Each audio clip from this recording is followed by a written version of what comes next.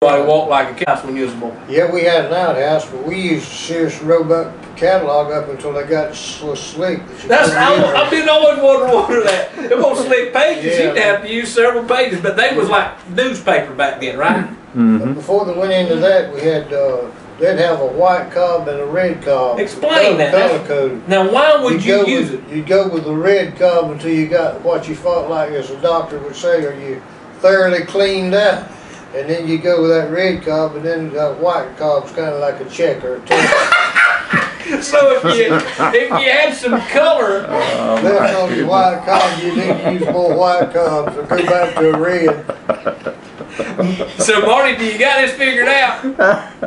I unfortunately have a picture in my mind. So you basically stack them cobs in order of what you think you're gonna need. Now, did you have your own cobs that you brought in, or? Yes. You shelled your corn off and fed the chickens with it. Off it. They had a corn sheller, and you turned the handle, and you got all the corn off the This is off the corn that's dry now. It's been in the corn Right. crib. I got you. And then they'd shell that off and feed the corn to the chickens, and you save the cobs for the toilet. Now let me ask you this: where was the closest meal when you was a boy? If you grew corn, y'all grow any corn and carry it to have? Just up above Walsall. Okay. Bell's meal just up on. The reason why I asked that is when I was a boy, my grandpa lived over where we got that property over in Fountain. Well, right there off of County Line Road, where County Line Road and Scott Road meet, there's a road that cuts off called McQuaig Road. And old man McQuaig used to have an old grist mill right there on Goshen Creek. And that same grist mill, a man called G.W. Hobbs bought it and carried it and put it in at the Junior Museum. That grist mill is right there, and I didn't know if maybe y'all knew that grist mill was there or ever had been over to that one. Didn't know that one. Just up above Walsall, there's a road that says Old Mill Road, and it's on Hard Labor Creek. So it probably hadn't always been called Old Mill Road, because back when the mill was new. But that's what, I mean, that was what everybody would say, they go to the old mill. That's why they call it old. But I've been, lots of times when we was growing up, Daddy'd take a sack of, they'd shell it off and take it. And there's two big old stones, and that turned that on. And the water was what made the wheel turn. It was neat. But over here in Bonneville, they have what they call Hoover's Mill that grinds steel to today, I think. Yeah, but they got electricity to it now. They grind their. Well, that's interesting. There's a lot of stuff there. Well, what we'd like to do is one day come up here early one day and just go through and just look at Pilfer. Just go and look at the mill, and I mean not look at the mill, look at the well, get us a drink of water. I don't want to spend too much of your time up today, but just wanted to kind of chew the fat with you today. The crib where they had ain't it partly log, Melvin? Yeah, I think. That where they fed kept the corn in the crib. It's still up there.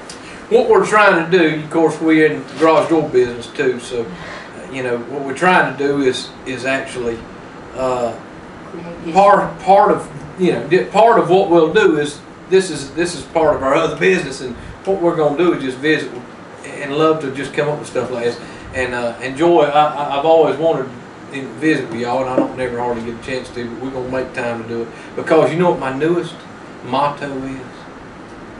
It's the greatest motto in the world. I think that most people are to implement this into their life.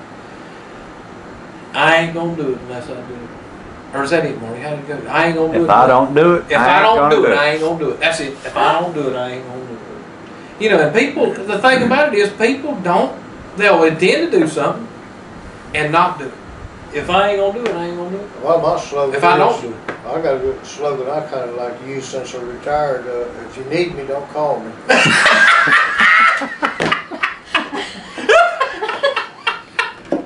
That's good stuff there now. Has it worked for you? So far. You don't call me.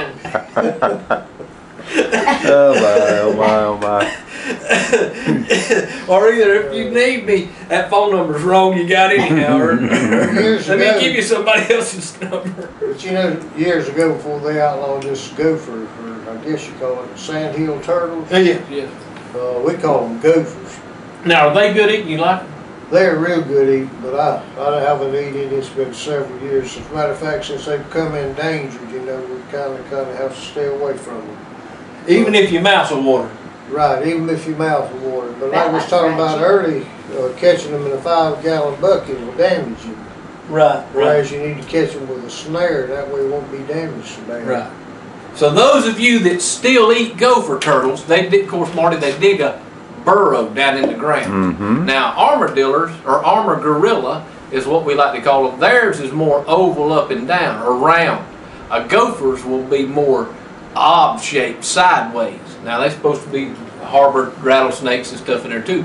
But he's talking about digging a hole in front of that, where that gopher comes out, and when he comes a crawling out, Just follow there them. have been people put 5-gallon buckets there, and he just fall with newspaper. Now, what's the newspaper for? The newspaper's Also- kind of build him a bridge across a 5-gallon bucket.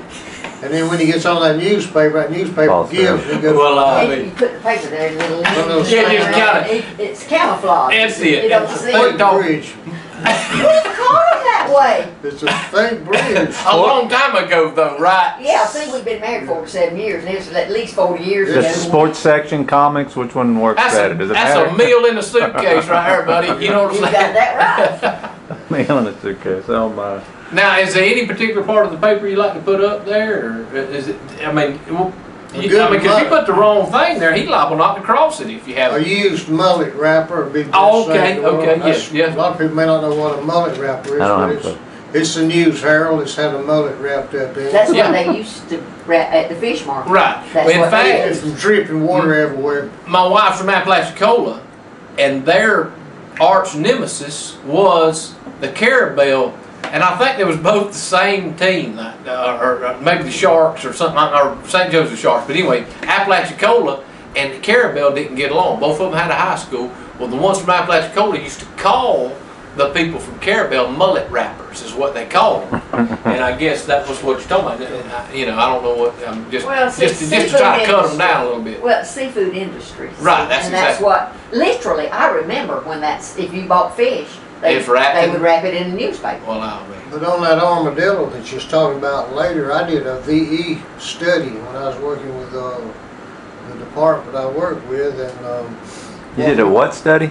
a value engineering study, Okay, just checking. and found out that armadillo has probably the most biodegradable parts about him that can be used. You can use that tail of his for putting transmission fluid into a automobile, and they like that very well. Like a funnel? Yes, kind of like into a funnel, it puts transmission fluid in, because it's hard to get to, and you got to have a long snout, so the tail work good for that. And then on the hull itself, the regular main part of the hull, the ladies like to use it for a knitting basket, put all their knitting and stuff in that. And then they also found out that the hull, with the hull and tail all intact and the claws on it, you can make a nice hard hat, because on the hard hat you can come around and the claws could catch you underneath the chin, and the tail would go off out this way. So when you get a work order in, you just slide it on there, that way you can keep all your work orders in the right old come first, you know. And Son, keep your work orders that way. They also use them for martin gourds, and you can take the hull and get it finished out just right, and makes nice Volkswagen hubcap. And the hull, they also use them for guitar picks. And there's probably many more uses that we didn't cover. you know that I'm going to have to get me an armor griller to make one of them hard hats. Yeah. They just come around. It's just going to have to happen.